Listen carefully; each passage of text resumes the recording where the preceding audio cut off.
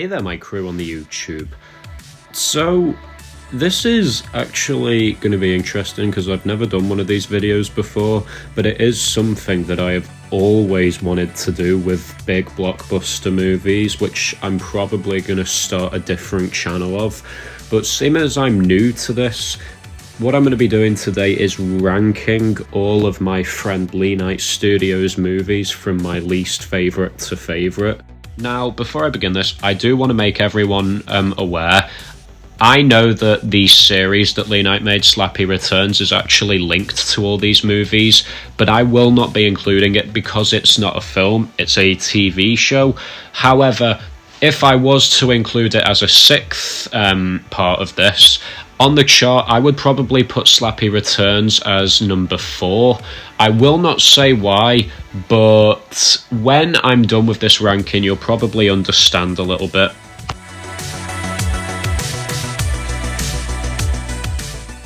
In number 5th place is going to be The Rise of the Nutcracker.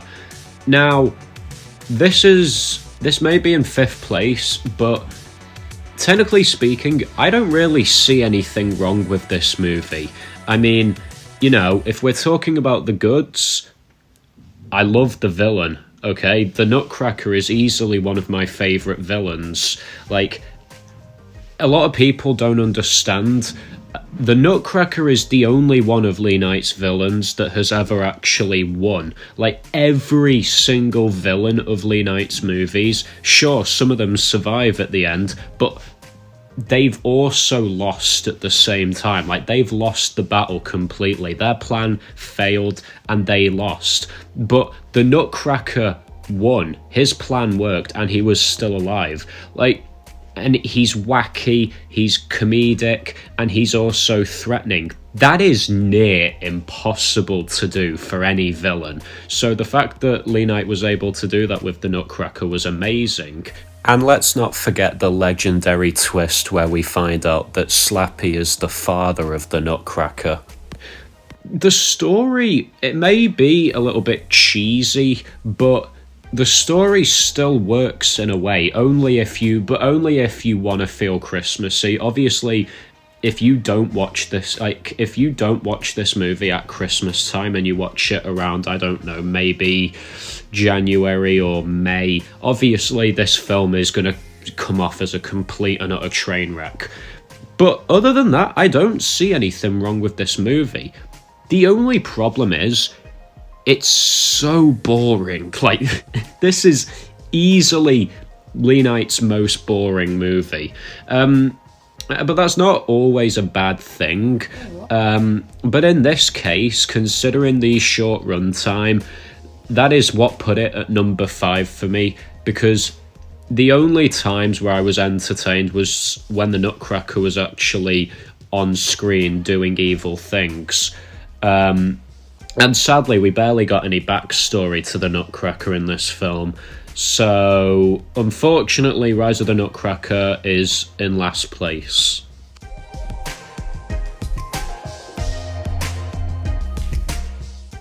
In number 4th place, we have Gremlins 3: Gizmo's Revenge.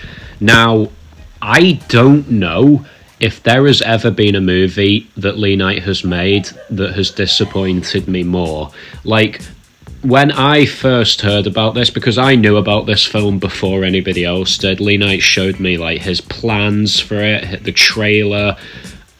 The fact, considering that LeKnight made 2 movies before this and he did it in his own original way, and then the fact that he's making his own continuation of such a classic Christmas movie, oh my god, there was a lot of potential. And after watching it, I imagine the film would be brilliant, but it wasn't. It's better than Rise of the Nutcracker by 100%. Now, talking about the goods, I love the acting. The acting is amazing. You know, and I also really love the idea of the film only being around Lincoln and LeKnight himself. Like, people are misunderstanding that that's basically, like, representing that films don't need a massive cast to be good. It could be good with just 2 people or even 1 person if it's done right. And also, I found the comedy was handled really well, but where that falls short is the fact that there were no heartwarming moments in this. There's obviously that cute moment at the end where the 2 brothers hug, but in my opinion, I felt like because the whole film already had comedy to it, that was kind of shadowed over. Like, come on.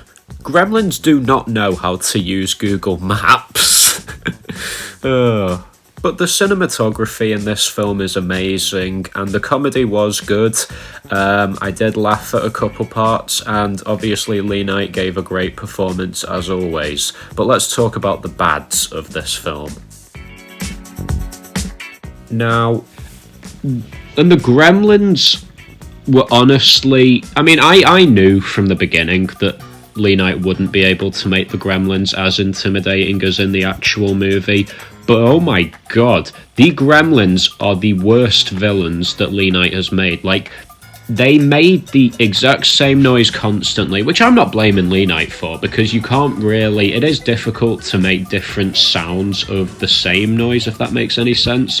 But, you know, it's just the fact that they really didn't feel intimidating to me. And after a while, the comedy kind of... Like, the comedy wasn't working anymore because I was just... I don't know what words to use. And obviously a lot of people are going to think, if this is at number 4, why are you hating on it more than Rise of the Nutcracker?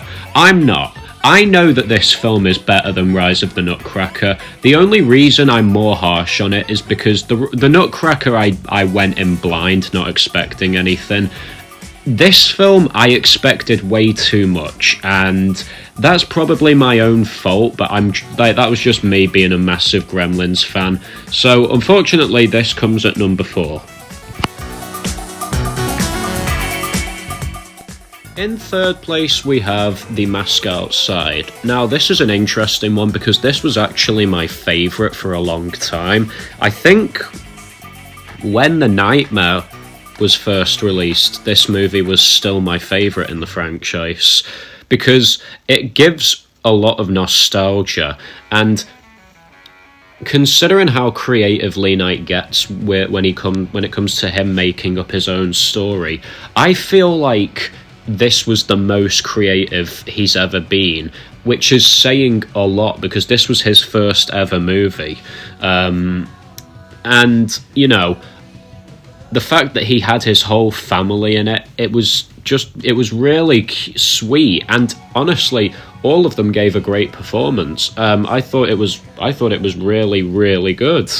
Now, when we get onto the bads, and this is definitely going to be a controversial opinion, but The Mask, he honestly falls short to like the Gremlins. I feel like The Mask is 100% a bigger threat than the Gremlins, but that's not really saying much because the Gremlins just weren't a threat at all. The Mask, he doesn't really come off as the kind of villain I'd be running from. The Mask kind of gives you the vibe that, yeah, he's evil, but he's also easy to beat. Like, come on, he gets struck by lightning and that's just the last we see of him. And the reason that that's such a big thing is because The Mask is one of them supernatural villains. Like, so you'd think that's difficult to beat, but somehow he was beaten rather easily.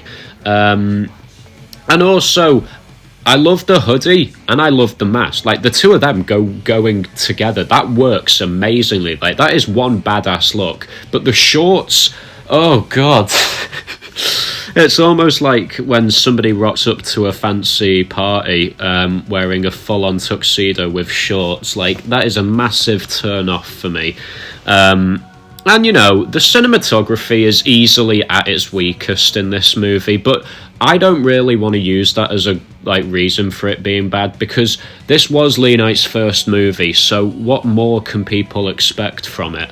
The movie just needed a twist. I think that was the only issue, that it didn't have anything mind-blowing, and other than that, the movie itself came across as quite bland for most people. But yeah, this was my favourite, and then it went down to number 3, and I'll explain why in the next ranking. In second place, we have The Nightmare. Now, LeKnight has never made a horror movie before, and sadly, even though this was in probably, I don't know how it works in his mind, but I'm pretty sure he looked at this as more of a horror movie. Me, on the other hand, I saw this as more of a thriller. Now, when this was getting mentioned, me and LeKnight would talk about it quite a bit. This film was supposed to be his masterpiece, because I feel like LeKnight himself knew that he was falling downhill a bit with his movies. So this was supposed to bring him back up and be the best out of the 4 at the time. And, you know, to me, I can understand really clearly why a lot of people thought this was the best one. And I do agree. This definitely has the most beautiful cinematography. It's easily one of the best stories that he's ever written. And, you know, a lot of people know I got to have a little cameo in it, which was cool. And obviously, Ego is an awesome villain. He's probably the best. Personally, for me, I think the Nutcracker is still a better villain. And the soundtrack, it slaps so hard.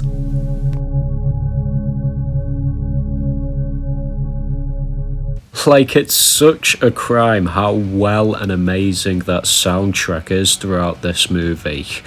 Oh my gosh. And I 100% agree with all the fans. Out of every movie, this is definitely LeKnight's best performance he's ever given. But Ego was a great villain. He was definitely the biggest threat. But the thing that pissed me off about this film was, and I did actually watch this with my girlfriend, and when we were watching it, the third act was so poor, and it really upset me because the film was so ahead of its time. Like, 10 years from now, me and LeKnight could look back at this and with our families and just say that film is a classic. But the third act got really silly. Like, I literally said in that final battle that this is going to be the most difficult fight LeKnight has ever faced. Like, he is fighting a supernatural demon that travels through dreams and exists from your own ego. Do you have any idea how difficult it is to defeat that? And yet, Ego got defeated by a punch in the face, and LeKnight, like, transferred his positive energy into him. Like, I understand that LeKnight was trying to be creative, but that was a terrible way to get rid of Ego. I know that there's probably in the future going to be a sequel to The Nightmare, but it would have been better if we were left on a cliffhanger as, like, Ego escapes, blah, blah, blah. So that is what brings this down to number 2 instead of number 1 for me. But again, remarkable movie. Obviously, my favourite actor out of all of these movies once again steals the show, as well as LeKnight, and we get introduced to a brilliant villain who I am begging that we see again in a future sequel, and I really hope that we bring the mask back once again. I know that LeKnight probably doesn't have any intentions on a Mask Outside sequel, but considering that legendary twist where Ego was the Mask's son all along, at this point it's almost as if LeKnight just needs to give us a sequel.